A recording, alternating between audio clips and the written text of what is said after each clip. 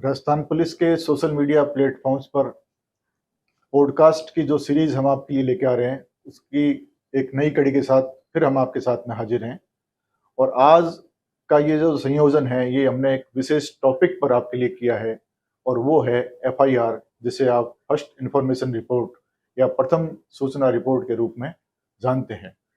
Rajasthan police लगातार proactive policing के जरिए, 24 आवर पुलिसिंग के जरिए, एरिया डोमिनेशन की कार्रवाई के जरिए या स्ट्रीट सीटर्स को पाबंद करने के जरिए जो है लगातार प्रयास करती है कि आमजन जो है वो अपना रोजमर्रा का जीवन शांति के साथ में और बिना किसी बाधा या रुकावट के साथ जिए, और एफआईआर पुलिस में जाकर के किसी घटना के बारे में दर्ज कराने की नौबत ही नहीं आए। लेकिन फिर भी कई आपराधिक तत्व होते हैं जो किसी न किसी प्रकार से जो है वो लोगों के जीवन में आपराधिक घटना को अंजाम दे करके खलल डाल देते हैं। और जब आपराधिक घटना होती है तो पुलिस को हम सूचना दे सकते हैं। पुलिस हमारे लिए, राजस्थान पुलिस आपके लिए सदैव हाजिर है।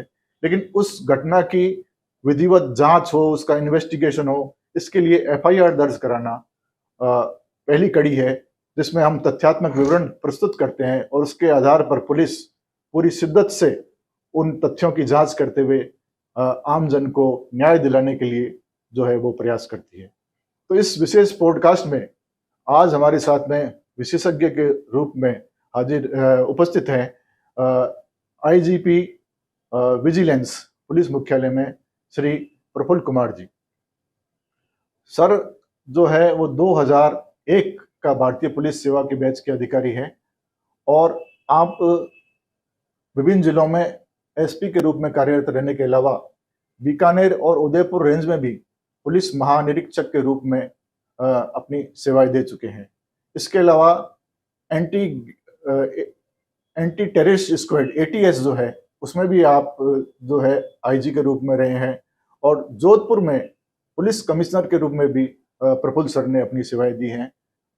अभी विजिलेंस में आप आईजी के रूप में पुलिस मुख्यालय जयपुर में कार्यरत हैं, लेकिन पुलिस मुख्यालय में क्राइम ब्रांच में भी आईजी के रूप में आप अपनी सेवाएं दे चुके हैं। करीब सर का 2 दशक से अधिक का राजस्थान भारतीय पुलिस सेवा का अनुभव है। तो हम सर आपका इस पॉडकास्ट की इस कड़ी में सर आपका बहुत बहुत स्वागत है। सर बहुत बहुत धन्यवाद आपका, और सभी माननीय नागरिकों का, सभी व्यूअर्स का भी मैं स्वागत करता हूं इस पॉडकास्ट में। सर चूंकि सर हम आज एफआईआर को लेकर के लोगों में बहुत जिज्ञासा रहती है, या उनके मन में प्रश्न रहते होंगे, एफआईआर कैसे कराएं, ऑनलाइन कराएं या क्या कराएं। तो सर आपकी विशेषज्ञता या आपके अनुभव का लाभ लेते हुए एफआईआर से जुड़े हुए तमाम पहलुओं को सुनने का सर एक प्रयास करेंगे सर इस पॉडकास्ट के अंदर। तो सर पहला तो ये है कि कोई घटना घट जाती है सर, तो घटना घटने के बाद में जो एफआईआर दर्ज करानी पड़ती है पुलिस से कनेक्ट करने के लिए, उसकी सूचना देने के लिए, तो सर इसके लिए क्या प्रारंभिक तौर पे क्या प्रक्रिया जो है वो अपनाई जानी चाहिए सर? देखिए, एफआईआर जैसा कि आपने बताया, किसी भी अपराध को रिपोर्ट करने का सबसे फर्स्ट स्टेप होता है। ये इन्वेस्टिगेशन का भी प्राइमरी डॉक्यूमेंट होता है। तो जब आपके साथ कोई घटना घटित होती है तो आप एक सिंपल से लिखित फॉर्मेट में जाकर के आप नियरेस्ट, जो आपका जिस क्षेत्र में अपराध घटित हुआ है, वहाँ पे आप को अपनी रिपोर्ट देनी चाहिए। एफआईआर कोई आवश्यक नहीं है कि लिखित रूप में ही वहाँ दी जाए। यदि संभव हो तो आप लिख करके वहाँ ले जाएं। अदरवाइज कई बार ऐसा हो कि लिखना संभव नहीं हो या शिक्षित नहीं हो, तो आप मौखिक रूप से भी आप अपनी बात वहाँ कह सकते हैं। उसको जो थाने के कार्मिक होंगे उसको अभिलेखित करेंगे, उनके द्वारा उसको लिखा जाएगा, आपको पढ़ करके सुनाया जाएगा, और उसके बाद उस पे जो है एफआईआर दर्ज करने की कार्रवाई की जाएगी। सर एफआईआर का मतलब ये होता है कि थाने में दर्ज हुई सर, या अमुक थाने में एफआईआर दर्ज की गई। तो क्या सर थाने के अलावा भी कोई पुलिस चौकी पे जाकर भी अपनी बात कह दें, या कोई अन्य पुलिस संस्थान में भी अपनी जाकर के बात कह दें, तो वो भी स्वीकार्य होती है, या थाने में जाना जरूरी है सर? देखिए, जो नियमानुसार जो व्यवस्था है उसके लिए पुलिस स्टेशन प्राथमिक तौर पे अधिकृत है, जो आपका अधिकार क्षेत्र का पुलिस स्टेशन है। वहाँ पे एफआईआर दर्ज की जाती है। कई बार नागरिकों को ऐसी शिकायत रहती है कि हमने सूचना दी, हमने रिपोर्ट दी पुलिस थाने में और उसकी एफआईआर नहीं दर्ज की गई। ऐसी स्थिति में लॉ में व्यवस्था है कि आप जो वहाँ के पुलिस अधीक्षक हैं या जो डीसीपी हैं, कमिश्नर ऑफ पुलिस हैं, उनको जाकर के आप अपनी लिखित शिकायत यदि देते हैं, तो उनके आदेश से भी थाने में एफआईआर दर्ज की जाती है।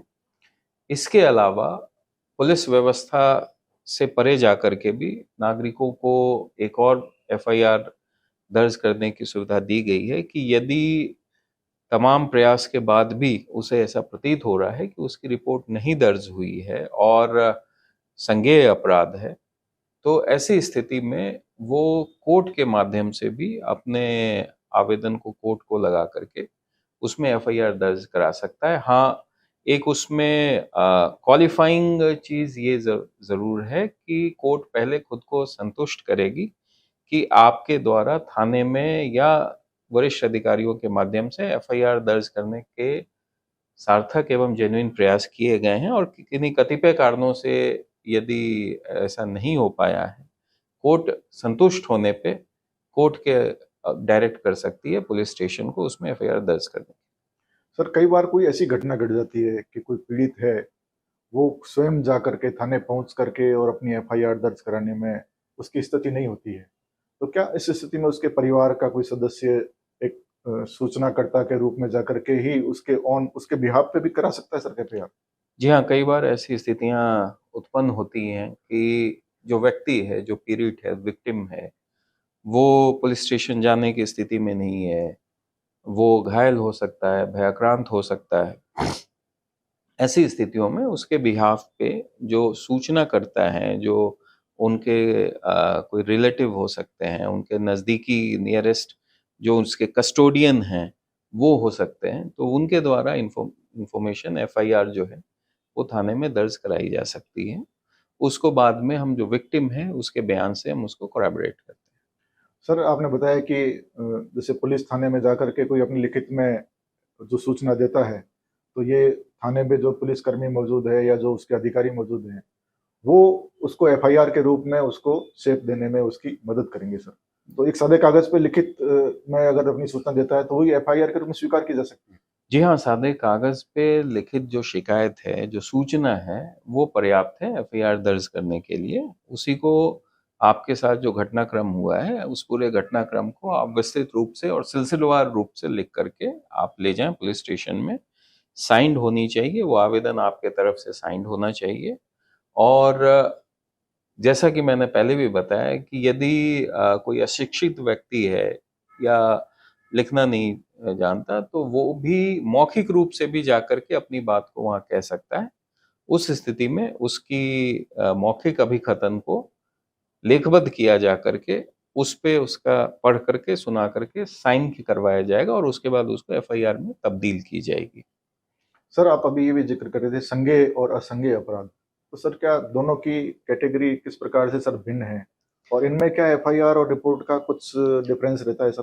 देखिए एफआईआर का जो प्रोविज़न है, कुछ ऑफेंस ऐसे हैं जो असंज्ञेय की कैटेगरी में रखे गए हैं और कुछ दूसरी तौर पे जिन पे आम तौर पे आप सुनते हो एफआईआर दर्ज हुई है, वो संज्ञेय अपराध होते हैं जिस पे पुलिस बिना न्यायालय के आदेश के सीधे ही एक्शन ले सकती है। असंज्ञेय अपराधों में प्रोसेस ये है कि उसमें आपको आवेदन कोर्ट में प्रस्तुत करना होता है। कुछ घटनाएँ ऐसी होती हैं जिसमें पुलिस को रिस्ट्रिक्टेड है कि वो डायरेक्ट अपने लेवल पे एक्शन नहीं ले सकते। वो असंज्ञेय अपराध की श्रेणी में आते हैं। एफआईआर जो दर्ज होती है वो संज्ञेय अपराध के अंतर्गत दर्ज की जाती है। कई परिस्थितियों में ऐसा हो सकता है कि अपराध संज्ञेय है या नहीं, ये निर्धारित नहीं हो पा रहा है जो आपको आवेदन दिया गया है उससे। तो उस स्थिति में यदि 7 वर्ष से कम 3 वर्ष से 7 वर्ष की अवधि का पनिशेबल यदि कोई ऑफेंस है जिसकी सूचना दी गई है, जो घटना रिपोर्ट की गई है, यदि उसकी सज़ा जो है 3 वर्ष से 7 वर्ष की अवधि के बीच में आती है, तो उस स्थिति में प्राथमिक जाँच भी की जा सकती है। नेक्स्ट जो हायर ऑफिसर हैं, डीवाईएसपी या सीओ जिनको हम कहते हैं राजस्थान में, वृत्ताधिकारी, उनके आदेश से उसमें प्राथमिक जांच भी की जा सकती है कि ये अपराध संज्ञेय है या नहीं।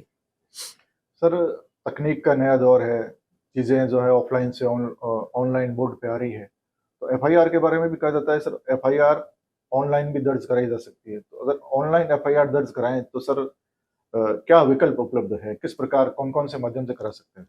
देखिए, बहुत अच्छी चीज़ आपने पूछी है, बहुत अच्छी, चूँकि आजकल सारा इलेक्ट्रॉनिक मोड का ज़माना है, डिजिटल मोड का ज़माना है, तो 1 जुलाई 2024 से जो नए अधिनियम लागू हुए हैं, भारतीय नागरिक सुरक्षा संहिता, जो सीआरपीसी को रिप्लेस करके अभी बीएनएसएस लाया गया है, उसमें इलेक्ट्रॉनिक फॉर्म में भी, इलेक्ट्रॉनिक मोड से भी एफआईआर दर्ज कराने की सुविधा नागरिकों को दी गई है। उसमें आप अपनी जो आपकी कंप्लेंट है उसको इलेक्ट्रॉनिक फॉर्म से आप थाने के जो अधिकृत ईमेल है उस पे आप भेज सकते हैं। ये लॉ में बाध्यता की गई है कि उस प्रथम सूचना रिपोर्ट को भेजने के 3 दिन की अवधि के अंदर आपको व्यक्तिशः उसको थाने पे जाकर के रजिस्टर साइन करना होगा, तो वो एफआईआर के रूप में रजिस्टर होगी। न्यू क्रिमिनल लॉज में क्या प्रोविजन किए गए हैं? जीरो एफआईआर है क्या सर? थोड़ा सा हमारे फॉलोअर्स को सर ये भी बताएं, और प्रोविजंस क्या है न्यू क्रिमिनल लॉज में? ये न्यू जो नए आपराधिक नियम लागू हुए हैं, इसको सिटीजन सेंट्रिक और विक्टिम सेंट्रिक रखा गया है। एक जो पीड़ित है उसको ध्यान में रख करके ये नए लॉज बनाए गए हैं। जस्टिस की जो बात की गई है न्यू लॉज के तहत, तो बहुत अच्छा आपने पॉइंट रेज किया है कि नागरिक को कई बार क्षेत्राधिकार का पता नहीं होता। वो उसके साथ घटना घटित हुई है, वो एक्स थाने में हुई है या वाई थाने में हुई है, या कई बार आप यात्रा कर रहे होते हैं तो आपको जब घटना का आभास होता है कि आपके साथ कोई घटना हो गई, तब तक हो सकता है आप उस थाना क्षेत्र से बाहर निकल करके आ गए।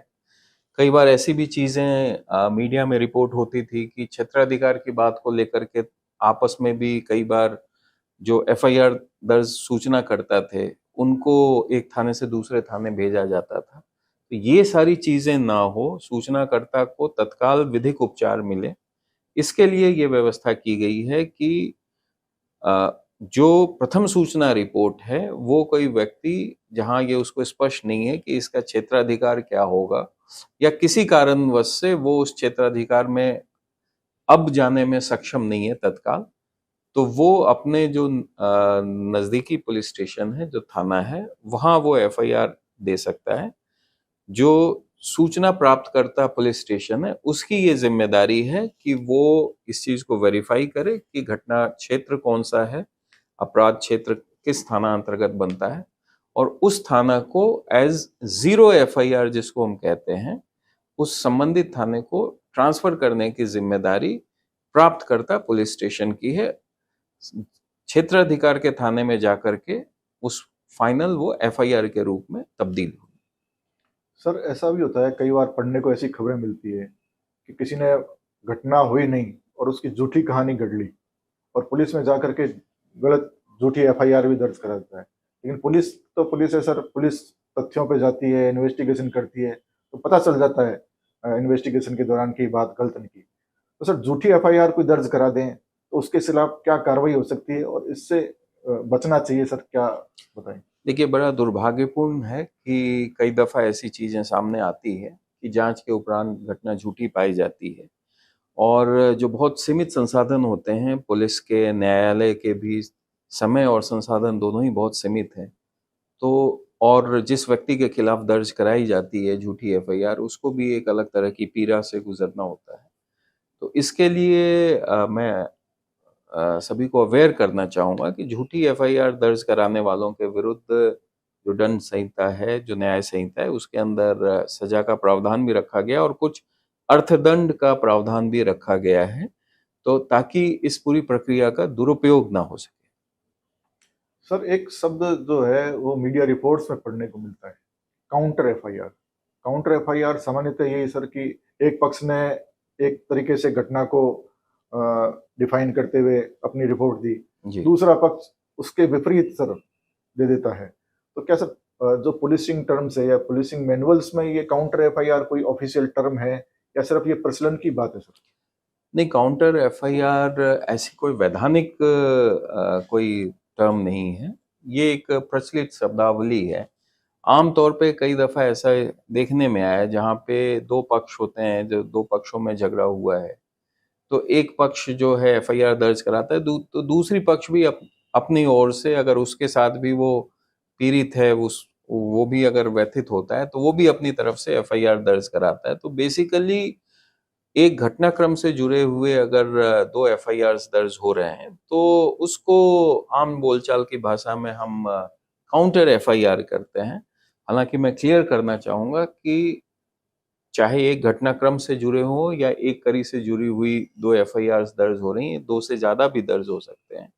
बट प्रत्येक एफआईआर को as a independent FIR treat करके उसके जो हालात उजागर हो रहे हैं, उसमें जो साक्ष्य आ रहे हैं, जो उसमें अनुसंधान से जो तथ्य निकल करके सामने आ रहा है, उस एफआईआर को इंडिपेंडेंटली ट्रीट किया जाता है, इन्वेस्टिगेट किया जाता है और सिर्फ एक एफआईआर के विपक्ष में दूसरी एफआईआर दर्ज करा देने से ही हम अपनी जिम्मेदारी से ही हम अपनी लायबिलिटी से फ्री नहीं हो सकते। ये समझना बहुत आवश्यक है।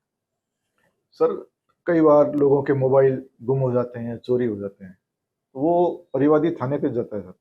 थाने पे उसे एक फॉर्मेट दिया जाता है, वो फॉर्मेट भर के और वो रख लिया जाता है और उसको रिसिप्ट दे दी जाती है। तो ये जो मोबाइल चोरी या गुम होने की जो एक सूचना दी जाती है, वो एफआईआर से कितनी भिन्न है सर? या एफआईआर का ही एक रूप है सर?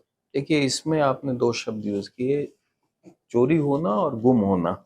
लॉ में भी ये दोनों चीज़ें, दोनों के लिए अलग उपचार हैं। सर, जहाँ तक गुम होने की बात है, कई बार भूलवश हमसे गुम हो जाता है। हम हमारी कोई भी सामग्री, चाहे मोबाइल हो, बटुआ हो, कोई भी चीज़ हो, कई बार हमसे मिसप्लेस हो गई, गिर गई, हम ढूँढ नहीं पा रहे हैं। तो ऐसी स्थिति में आपने जो कहा, थाने में एक सिंपल फॉर्म में दर्ज करके उसकी हम गुमशुदगी रिपोर्ट कहते हैं, मिसिंग रिपोर्ट कहते हैं, वो हम दर्ज करते हैं उसमें और कराना भी चाहिए। मोबाइल भी यदि गलती से भी आपका गुम गया है, तो गुमशुदगी रिपोर्ट ज़रूर दर्ज करानी चाहिए ताकि उससे रिलेटेड जो भी एक बैकग्राउंड चेक है, वो पुलिस कर सके और कहीं किसी अपराध में उसका आगे जाकर के दुरुपयोग ना हो। जो यदि आपका चोरी हो रहा है या कोई आपसे छीन करके ले जा रहा है, राह चलते कई बार ऐसी बातें आती हैं कि झपट्टा मार करके कोई मोबाइल ले गया। नए आपराधिक कानूनों में इसके लिए भी एक पृथक से सेक्शन क्रिएट किया गया है, जिसमें इस तरह की चीज़ें, चाहे चेन स्नैचिंग हो, मोबाइल स्नैचिंग हो, इनको लेकर के किसी प्रकार की भ्रम की स्थिति ना रहे। तो इसके लिए इनको एक अलग अपराध के रूप में डिफाइन करके इनके लिए स्पष्ट प्रावधान किया गया है, तो उस स्थिति में उसकी एफआईआर दर्ज की जाएगी।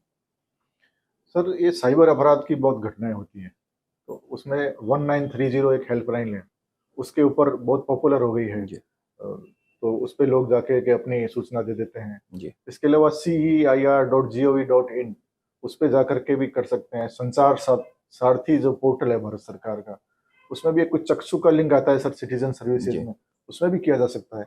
तो साइबर अपराध की स्थिति में सर इन जो ऑप्शंस को ऑप्ट करके और अपनी सूचना देना पर्याप्त है या उसकी सर पृथक से एफआईआर भी करनी पड़ती है सर? देखिए, ये तो एक तरह से जैसे प्राथमिक उपचार की बात है। कोई भी अगर आपको चोट लगती है, तो तत्काल आप प्राथमिक उपचार करते हैं, क्योंकि कई बार वो प्राथमिक उपचार ही लाइफ सेविंग होता है। तो इन पोर्टल्स पे, इन प्लेटफ़ॉर्म्स पे अगर आपने तुरंत ही घटना घटित होते ही आपको आभास होता है कि हमारे साथ ठगी हो गई और आप सूचना दे देते हो, इन पोर्टल्स पर रिपोर्ट कर देते हो, तो कई बार वो प्रक्रिया में ही वो मनी ब्लॉक हो जाती है और उससे आपका रिफंड और आपको वापस मिलना आसान हो जाता है। तो ये तो तात्कालिक उपचार हैं जो तुरंत आपको करने ही चाहिए। इसके अलावा depending on the gravity of the offence, अपराध की गंभीरता के आधार पे आप एफआईआर दर्ज कराने का ऑप्शन तो हमेशा ही रहता है। आप रिपोर्ट दर्ज करा सकते हैं संबंधित पुलिस स्टेशन, और अब हर जिले में एक साइबर पुलिस स्टेशन भी साइबर अपराधों को एड्रेस करने के लिए खोला गया है, जो और स्टेट लेवल पे भी एक साइबर पुलिस स्टेशन है। बेसिकली आपको प्राथमिक तौर पे आपको ये नहीं सोचना कि मुझे लोकल पुलिस स्टेशन में जाना है या साइबर पुलिस स्टेशन में जाना है या स्टेट लेवल पुलिस स्टेशन में जाना है, वो गाइड, वो जिम्मा आपके स्थानीय पुलिस थाने का है। आपको उसकी रिपोर्ट आपके स्थानीय पुलिस थाने में दर्ज करानी है साइबर क्राइम की। कुछ नॉर्म्स लेड आउट हैं, यदि उनको लगता है कि ये उनके अधिकार क्षेत्र के बियॉन्ड है तो वो साइबर पुलिस स्टेशन में या स्टेट लेवल पुलिस स्टेशन में उस एफआईआर को ट्रांसफर करें।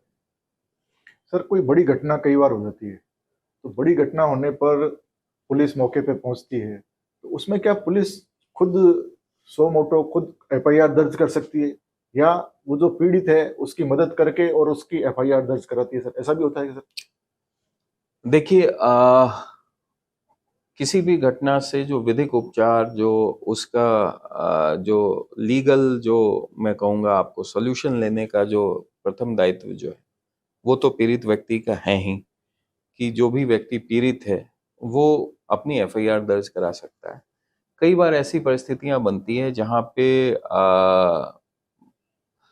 अपराध तो हुआ है लेकिन विक्टिम आइडेंटिफाई नहीं हो पा रहे हैं, या घटना ऐसी गंभीर है और विक्टिम उसमें किसी कारणवश सामने आना नहीं चाहते, अपनी पहचान उजागर नहीं करना चाहते, या कई लॉ एंड ऑर्डर स्थितियां बनती हैं जहां पे पुलिस ही फर्स्ट रिस्पॉन्डर होती है।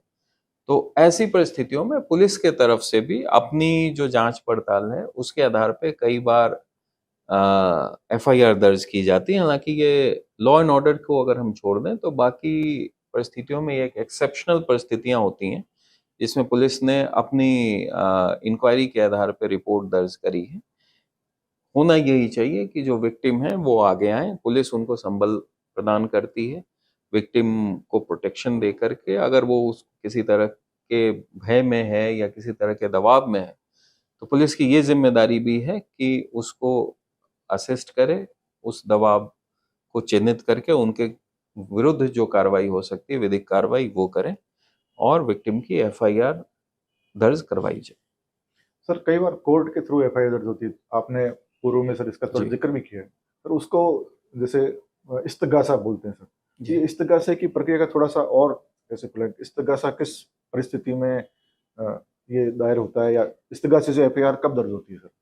देखिए, जैसा कि मैंने बताया था, ये एक पुलिस सिस्टम जो है, पुलिस सेटअप है, उसके बियॉन्ड जाकर के एफआईआर दर्ज कराने की सुविधा भी नागरिकों को दी गई है। और जैसा कि मैंने बताया था, कतिपय कारणों से यदि किसी नागरिक को लगता है कि पुलिस थाने में उसकी एफआईआर दर्ज नहीं हुई, वरिष्ठ अधिकारियों को उन्होंने अप्रोच किया, पुलिस अधीक्षक को अप्रोच करने के बाद भी दर्ज नहीं हुई, तो जो संबंधित क्षेत्र अधिकार के न्यायालय हैं वहाँ वो अपना एप्लीकेशन लगा करके जो अपनी रिपोर्ट है वो दे करके, क्योंकि हम पुलिस के ऊपर law and order, crime investigation, VIP security, बहुत सारी तमाम तरह की जिम्मेदारियां होती हैं। तो हमारे साधन संसाधन भी जो हैं वो लिमिटेड होते हैं और उसका मैक्सिमम उपयोग हो सके ये पुलिस कोशिश करती है। आप जब दुरुपयोग करते हैं इस प्रक्रिया का, तो ना सिर्फ आप सीमित संसाधनों का दुरुपयोग कर रहे हैं, बल्कि जिस व्यक्ति के अगेंस्ट आपने इसको दर्ज कराई है उसको भी पीड़ा होती है, मानसिक पीड़ा भी होती है। कई बार ऐसी भी स्थितियां देखी गई कि जो झूठी एफआईआर से पीड़ित व्यक्ति एक्सट्रीम स्टेप भी उठा लेता है। और लॉ में भी ये प्रोविजन है कि अगर एफआईआर झूठी पाई गई और न्यायालय इस बात से संतुष्ट हो जाता है तो आपके विरुद्ध सजा का प्रावधान है, अर्थदंड का भी प्रावधान है। तो बहुत सोच समझ करके अपने अधिकारों का प्रयोग करें। वास्तविक रूप से आप पीड़ित हैं तो आप अवश्य ही एफआईआर करें। सिर्फ अपने पर्सनल स्कोर्स को सेटल करने के लिए इस प्रक्रिया का दुरुपयोग ना करें। और ज़्यादा से ज़्यादा स्थितियों में मैं आपको ये भी बताना चाहूँगा कि आपके ऊपर किसी तरह का दबाव नहीं हो, आपके तरफ पे किसी तरह का प्रेशर ना हो। इसके लिए विटनेस प्रोटेक्शन स्कीम भी राजस्थान सरकार की है, जिसमें डिपेंडिंग अपॉन द असेसमेंट के बाद विटनेस को हम प्रोटेक्शन भी देते हैं, उसको मदद भी करते हैं। और जो विक्टिम है उसके कंपनसेशन की भी कई सारी स्कीम्स हैं। तो उस विक्टिम कंपनसेशन स्कीम के जरिए भी हम कोशिश करते हैं कि सरकार के तरफ से एक आर्थिक सहायता जो है गंभीर अपराधों में विक्टिम को मिले वो, और पीड़ित को एक संबल मिले। तो आप सभी का बहुत बहुत धन्यवाद, और मैं आशा करता हूँ कि आप इससे लाभान्वित होंगे। अपने मित्रों से, अपने फ्रेंड्स, फैमिली, उनसे भी आप इस इश्यूज आप उनको इनलाइटन कर सकते हैं, आप उनको इसकी चर्चा कर सकते हैं, इसके बारे में जानकारी दे सकते हैं। आप सभी का बहुत बहुत धन्यवाद। जय हिंद। धन्यवाद सर, आपका बहुत बहुत। ये पॉडकास्ट आपको कैसा लगा, इसके बारे में आपकी लगातार प्रतिक्रियाएं हमें मिलती रही है। पूर्व के जो पॉडकास्ट प्रसारित हुए हैं उसके बारे में भी, तो आपकी प्रतिक्रियाओं का, सुझावों का हमें लगातार इंतजार रहेगा। आप कमेंट्स बॉक्स में जो है अपनी प्रतिक्रिया, सुझाव अवश्य दें। तो आज के लिए इतना ही। एक बार सर आपका फिर बहुत बहुत धन्यवाद। आभार सर। धन्यवाद। जय हिंद।